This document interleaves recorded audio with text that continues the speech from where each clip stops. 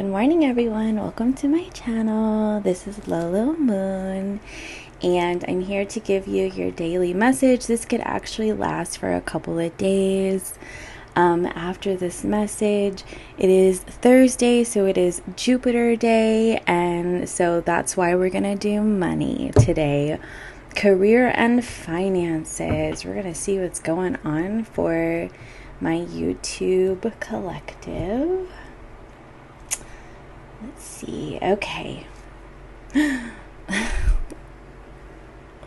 Oh my gosh. Okay. So whatever you have been considering, sorry, my chair squeaks. Whatever your question, this is telling you it's time to go for it. So if you have been thinking about something, ruminating, should I do this? Should I not do this?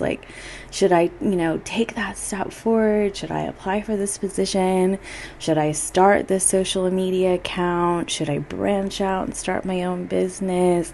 Should I, sign up and go to school and shift careers and, etc., etc. This is a confirmation to take action. Legal. So this could actually have to do with getting a business name, things like that. And we'll see celebrate on the bottom of the deck. This could have to do with lots of things. It could be getting your own P.O. box and just I don't know, things that it also says you could receive money from some kind of legal matter. So if you were considering whether or not you should talk to a lawyer about finances or shared finances with somebody, this is your confirmation to do that. This is a good time to handle any legal matters involving money. Some of you could be suing somebody. I don't know. It's going to be different for everyone who's watching, but you have a reason to celebrate. And you have media too. Remember I was saying if you were considering starting a social media account, branching out, starting your own business, that could be a confirmation for you.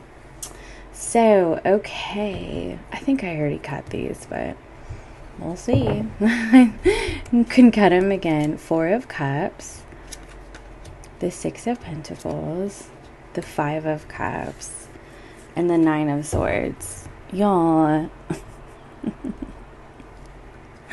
Are you just in an energy where you're afraid that it's not going to work out, and that's why you need this confirmation? You're afraid that things are not going to turn in your favor, that you're not going to receive what you need.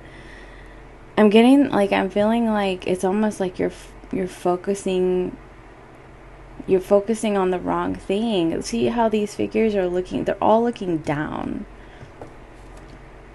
Look up. Look up. Look up to what the possibilities. Dwell in the possibilities. Don't dwell in the what ifs. Because the what ifs is it's like a sinking ship. The what ifs can take you down a rabbit hole that you sometimes can't come back from. And that's why it's important to dwell in the possibilities. And I'm not telling you to just be positive. I'm telling you to catch yourself when you're in these kind of thoughts. You're afraid that you'll be rejected. You're afraid you'll be disappointed. You're afraid that it won't work out. You're afraid. Catch yourself and go, okay, why do I think like this? Where does this come from? Are you afraid you're going to be judged? Because it looks like the only thing that's standing in the way of this King of Pentacles, you and this King of Pentacles, you and making it happen, this long-term financial stability, having freedom over your own, finances and domain, is your fear. Your fear that it's not going to work out.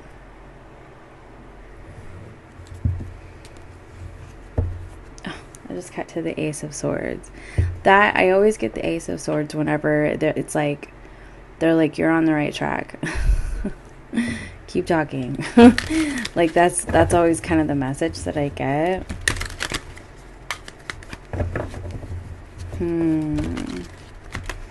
What's the Four of Cups about? Why are they so afraid of rejection and disappointment?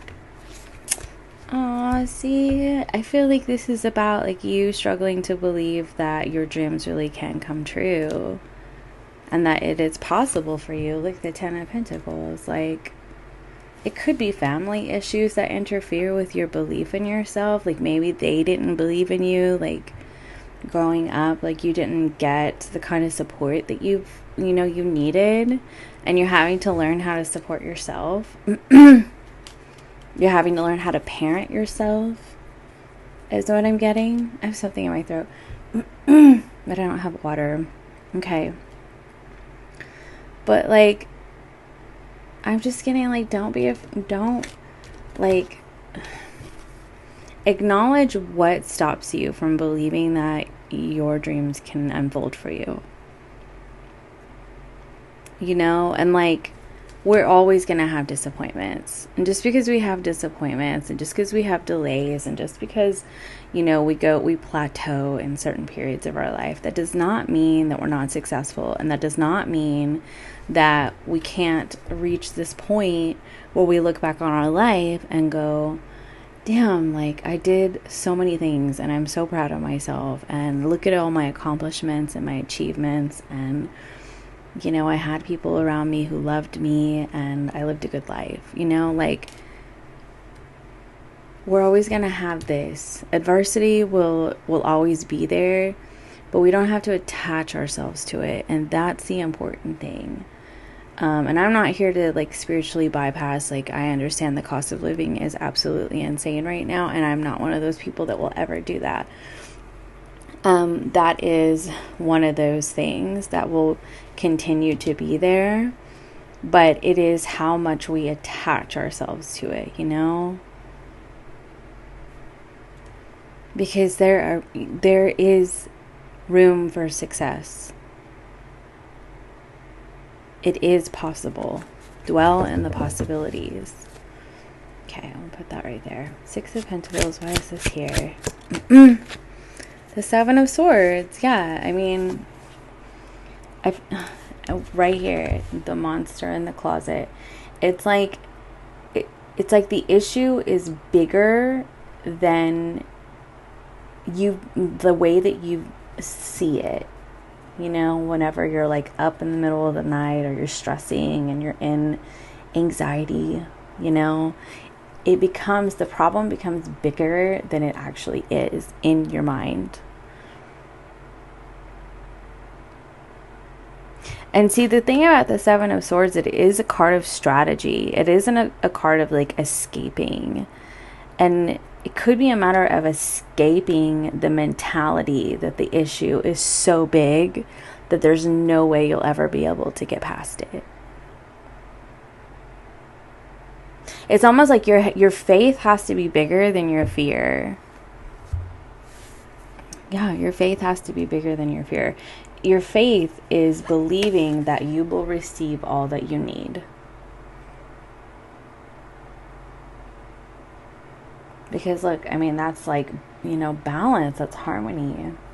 And you see those scales, that could really just be another representation of justice. They both can.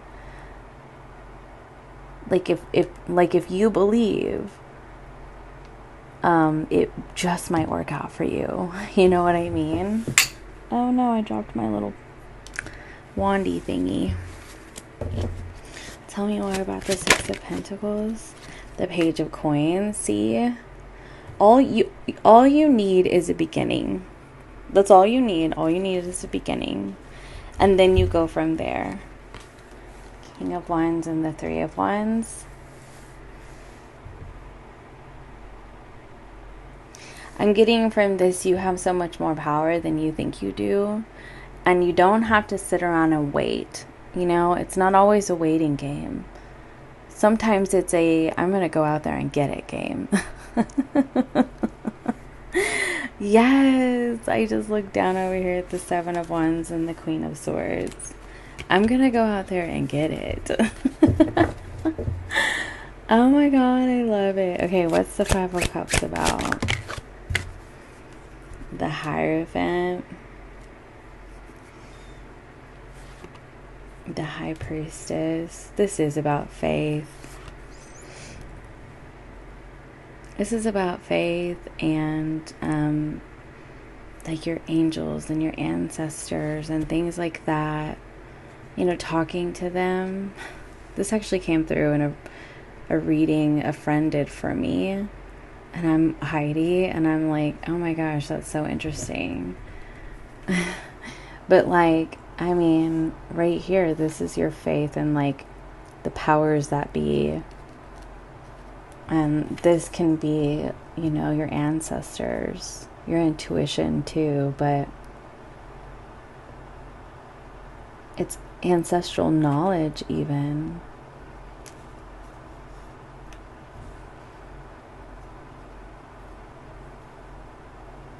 Like it could be that like the wound, the worry wound comes from like generations of a belief that things just don't work out. Like the feeling defeated before you even get started kind of energy, which is a form of self-sabotage. And I'm not here to shame or judge anybody because we all have our wounds, right? We all have our ancestral patterns, etc., generational patterns. And I feel like this is like kind of you taking the steps to overcome that, to overcome the defeatism before you even get started. And ask yourself, like, what are you getting out of hanging on to that? What's the Nine of Swords about? See? Celebration. I feel like it's so much better than you could even imagine. You just have to get past your own head. See? And then there's the Ace of Swords. That's the truth right there. And look, do you see it? What I love about this one is there's all these knots, and this sword is like basically saying like, well, because it's like whoever tied these knots was really trying to make sure that something did not get away, right? And this sword is like, well, you're wrong about that. And so I feel like, look, I told you, it's you're trying to escape a mentality. It's not working for you anymore. And you've got your big sword. Could be your Archangel Michael sword, cutting right through all this nonsense in your brain. Like, no, I'm sorry, not today, Buster. Not today, Buster. I'm gonna go out there and get it. Yes, I love it. Okay, so I got my little lucky cards right here. I'm so excited. So we're gonna get some lucky cards. What energies does my collective need to work with to increase their finances and abundance, please? Okay, we'll see. So you have the dolphin. Oh my gosh. I almost feel like this message is a little bit for me. Dolphins were my mom's favorite. That just made me smile so big. Okay, we have ladybird. I love it when people call them ladybirds. Ladybug, ladybird. That's on the bottom of the deck, and then we have pig on the top of the deck, and then the lucky cat. So I'm going to go over these real fast. Put that there. So I feel like whatever one resonates with you the most, like that's the one for you. Dolphin. You can take a screenshot of that if you want to read it. Dolphins have always been considered lucky by seafarers because they are commonly seen close to land, or they can help people who are drowning. Wow. The dolphin is a friend, helper, and protector that will guide you safely to your goal. Well, hell yeah. The ladybird. As tradition goes, farmers used to pray to the Virgin Mary to protect their crops, and when these small red and black spotted insects arrived to eat the pest, they were called the beetle of Our Lady in her honor, which over time was shortened to ladybirds. ladybugs in the United States.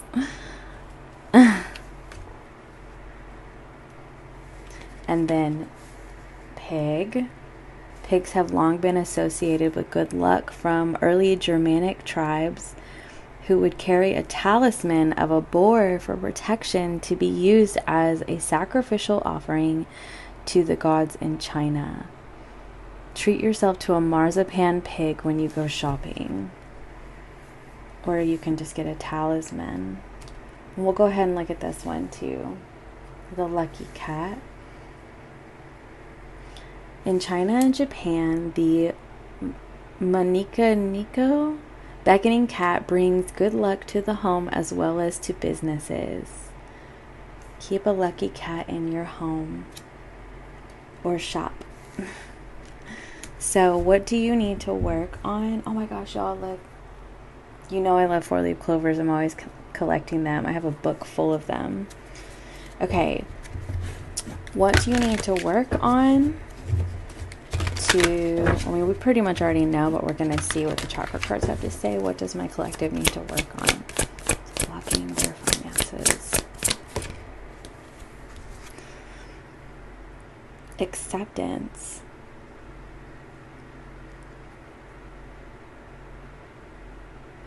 I feel like this is telling you not to be attached to outcomes, but it's like believe in yourself anyway and let go of the outcome.